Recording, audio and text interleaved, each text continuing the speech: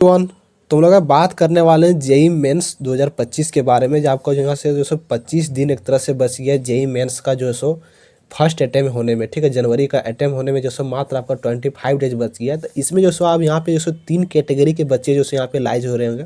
एक जिसका जो सो फर्स्ट कैटेगरी की बात करें, जिसका जो सो 70 से 80 मार्क्स के जो सो बीच में आ रहा होगा, या फिर जो सो 70 से नीचे भी हो सकता है किसी की नहीं आ रहा होगा, ठीक है। First category. सेकेंड कैटेगरी अगर बात करें तो 120 प्लस मार्क्स आ रहा होगा, 120 से 150 के आसपास आ रहा होगा, ठीक है। और थर्ड कैटेगरी की बात करें तो 180 आ रहा है, ठीक है, 180 प्लस।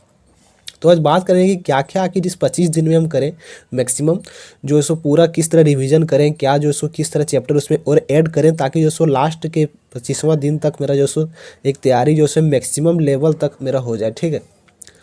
तो जो सो अभी पता है हमको जो सो 90% स्टूडेंट इस वीडियो को भी जो सो स्किप कर देंगे, ठीक है। फिर से दूसरा वीडियो देखेंगे और इसी तरह करते करते जो सो 2 साल जो सो इसी तरह किए हैं आप लोग, ठीक है। और आज भी इसी तरह किए, फिर अगला वीडियो भी देखिएगा। तो प्लीज़ एक ही रिक्वेस्ट आपसे करेंगे कि वीडियो को अंत तक देखिएगा, भले थोड़ा स्पीडअप करके देखिए, लेकिन वीडियो को देखिए और वीडियो को देखने के बाद उसको फॉलो करिए, ठीक है। ना कि बार बार न्यू वीडियो देखने से आपका कुछ नहीं होने वाला, क्योंकि टाइम जो सो दिन प्रतिदिन आपका जो सो आप एक तरह से कहते हैं ना कि उल्टा गिनती, उस तरह आपका स्टार्ट हो गया है, ठीक है।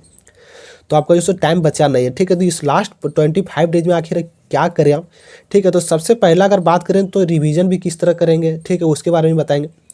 तो सबसे पहले कैटेगरी 1, ठीक है। कैटेगरी 1 का अगर बात करें तो 70 से 80 मार्क्स जिनका आ रहा है, ठीक है, यानी कि 70 से 80 मार्क्स आपका अगर आ रहा है तो यानी कि आपका 15 से 20 चैप्टर ही जो सो आपका कंप्लीट है, ठीक है। यानी कि 15 से 20 चैप्टर का कंप्लीट है, यानी कि चैप्टर आपका मैक्सिमम कंप्लीट नहीं था, इसके कारण आपका जो है क्या मार्क्स नहीं बढ़ रहा है, ठीक है।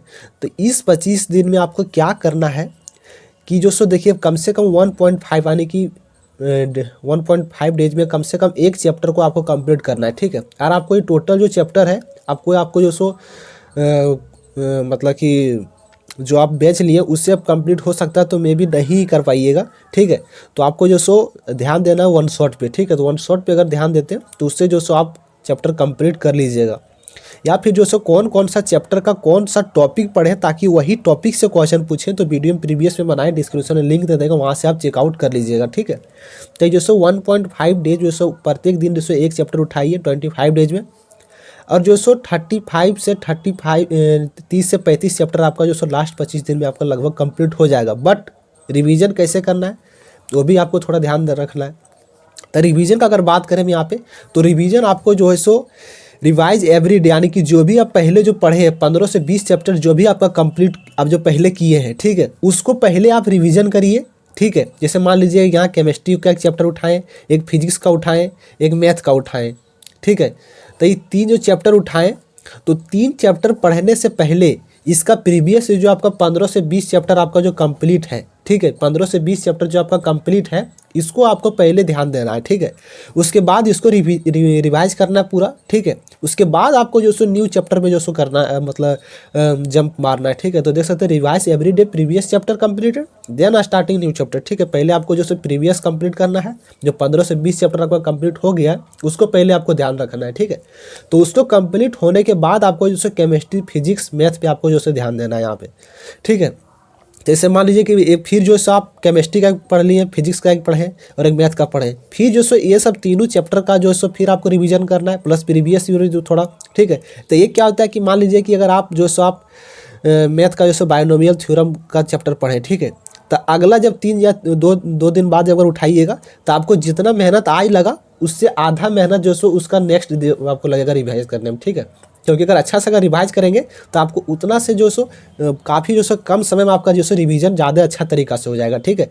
तो इस तरह करने से आपका जो सो क्या हो जाएगा 30 से 35 चैप्टर कंप्लीट हो जाएगा, जिससे आपका जो सो 150-160 मार्क्स जो सो आसानी से आप स्कोर कर लीजिएगा, ठीक है। अगर अच्छा से जिस तरह बताएं उस तरह अगर फॉलो कीजिएगा तब, ठीक है। तो ये आपको जो सो करना है। उसके बाद रिवीजन कैसे करना है वीडियो को अंत तक देखिए, लास्ट में वो भी बताएं, ठीक है।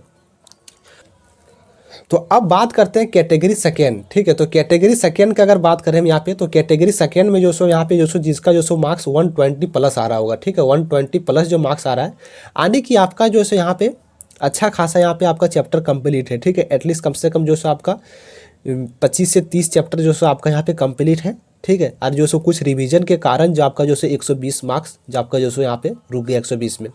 तो यानी को यहाँ 25 डेज को आपको किस तरह से आपको यहाँ से डिवाइड करना है, ठीक है, ताकि आप जैसे मैक्सिमम यहाँ पे आउटपुट निकाल सके, ठीक है। तो इसका बात करें तो 10 डेज जो आपका है, ठीक है, उसको जो भी आप चैप्टर पढ़े हैं, ठीक है, जो भी चैप्टर आप पढ़े हैं उसको जो है इन डेप्थ रिवीजन करना है, ठीक है। जो भी आप चैप्टर पढ़ लिए प्रीवियस में जो आपका कंप्लीट है उसको जो है डेप्थ जो है रिवीजन करना है। और रिवीजन करना है किसके थ्रू, PYQ और प्लस थ्योरी आपको थ्योरी में तो आपको देखना होगा, डीप में आपको देखना है, उसके बाद जो है आपको PYQ।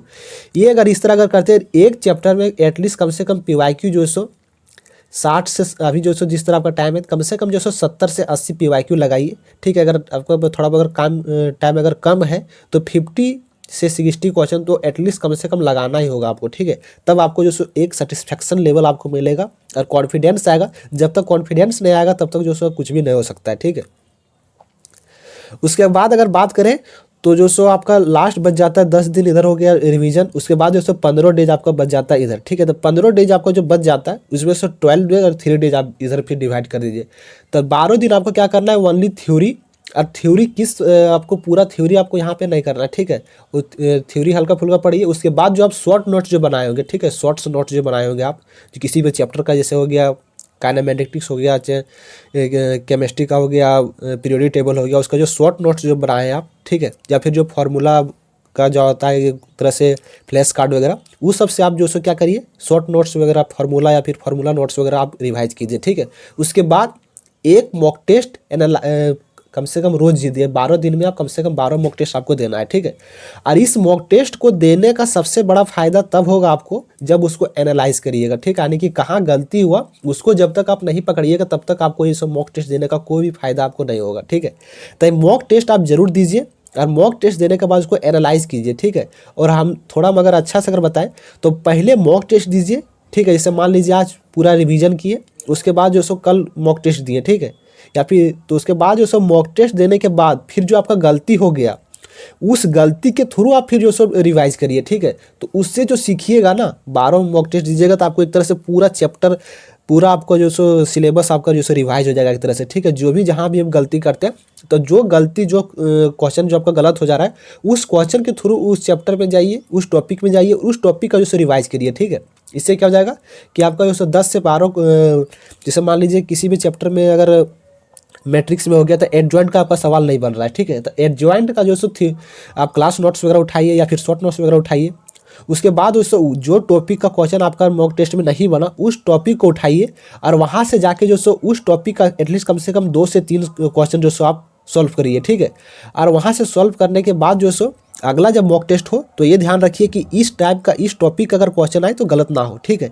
तो इस तरह जो सो आपका जो सो रिवीजन यहाँ पे अच्छा तरीका से हो जाएगा, ठीक है। उसके बाद अगर लास्ट का 3 डेज अगर बात करें, अगर मान के चलिए आपका जो सो 25 जनवरी को आपको एग्जाम है, ठीक है, फर्स्ट अटैम्प्ट, तो आपको जो सो 22 जनवरी 22, 23, 24 ये 3 दिन जो बच गया ये आपको जैसे क्या करना है, ओनली जो से रिवीजन करना है। मैक्सिमम टाइम जितना टाइम आपके पास हो सके उतना जो है आपको रिवीजन करना है, ठीक है। और ध्यान रखिए आप जैसे शॉर्ट नोट्स का अच्छा होता है, ठीक है, ताकि आप इसमें मैक्सिमम बार रिवीजन कर पाएंगे। उसके बाद सबसे जरूरी यहाँ क्या है कि इस 3 दिन में आपको मॉक टेस्ट वगैरह आपको नहीं देना है, ठीक है। क्योंकि अगर आप मॉक टेस्ट अगर देते हैं यहाँ पे अगर गलती से अगर आपका थोड़ा अगर नंबर अगर थोड़ा ज़्यादा आ जाता है तो आपका क्या हो जाएगा, थोड़ा ओवर कॉन्फिडेंस हो जाएगा, जिससे क्या हो जाएगा आपका पेपर खराब होने का चांसेस थोड़ा ज़्यादा रहता है। अगर कम भी नंबर आ गया तो उस टाइम भी क्या होता है कि थोड़ा आप जो से डिमोटिवेट हो जाएंगे और आपका जो से पेपर अच्छा नहीं जाएगा, ठीक है। तो ये ध्यान रखना है कि आपको जो लास्ट के 3 डेज केवल जो आपको रिवीजन करना है, कुछ भी नया नहीं पढ़ना है, जो पढ़े हैं उसी को रिवाइज करना है, ठीक है। उसके बाद ना ही मॉक टेस्ट आपको देना, मॉक टेस्ट जो आपको इस 12 दिन में ही देना है, ठीक है। उसके बाद कैटेगरी 3 का अगर बात करें यहाँ पे, तो कैटेगरी 3 का अगर बात करें तो आपको कुछ भी नया नहीं पढ़ना है, ठीक है। कुछ भी नया आपको नहीं पढ़ना है। यानी कि अगर आपका 180 190 प्लस आ रहा है आपका मार्क्स, यानी कि आप जो सो 45 से 50 या फिर 55 चैप्टर आपका कंप्लीट है तभी आपका जो सो 180 190 प्लस मार्क्स आपका आ रहा है, ठीक है। तो आपको इस टाइम जो कुछ भी न्यू नहीं पढ़ना है, केवल आपको जो सो रिवीजन पे ध्यान देना है और डेली जो सो एक मॉक टेस्ट देना है। आपको भी जो सो एनालाइज करना है, ठीक है। आपको कहाँ गलती हो जा रहा है थोड़ा बहुत उसको जो एनालाइज करना है, ठीक है। और रिवीजन करना है। उसके बाद जो से क्या करना है आपको, एवरी चैप्टर यानी प्रत्येक चैप्टर में आपको जो सो 80 से 100 PYQ आपको लगाना है, ठीक है। क्योंकि आपके पास जो सो टाइम है, क्योंकि आपको नया नहीं पढ़ना है, जो चैप्टर पढ़ लिए हैं उसी को जो सो आपको PYQ लगाने से क्या होता है कि मैक्सिमम JEE मेंस में उसी टाइप का क्वेश्चन थोड़ा बहुत चेंजिंग करता है डाटा वगैरह, ठीक है। तो उसी तरह आपको जो सब क्वेश्चन देखने को मिलता है, ठीक है। तो आपको जो 80 से 100 क्वेश्चन जो सब प्रत्येक चैप्टर में आपको जो सो यहाँ पे अटेम्प्ट करना है, ठीक है, PYQ। तो ये आपका जो सो कैटेगरी 3 का जो सो हो गया, ठीक है।